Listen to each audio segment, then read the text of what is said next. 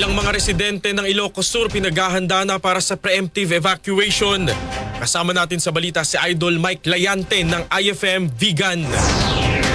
Dahil sa tuloy-tuloy na pag-ulan na nararanasan sa buong lalawigan ng Ilocos Sur simula pa kahapon, pinaghahanda na ng Provincial Disaster Risk Reduction Management Office ang ilang mga residente sa lalawigan, lalo na sa mga nasa mababang lugar. Ayon kay PDRRM Officer Ron Arquelada, nasa blue alert status na ang paghahanda o pagresponde ng mga DRRM officer sa iba't ibang bayan para sa posibleng paglikas ng mga residente. Dahil dito, naka-standby na rin ang lahat ng mga kagamitan at rescue vehicle ng probinsya. Buong Ilocos Sur talaga yung binabantayan natin. Kasi kung titignan natin kasi yung location ng Ilocos Sur, may hati sa dalawa.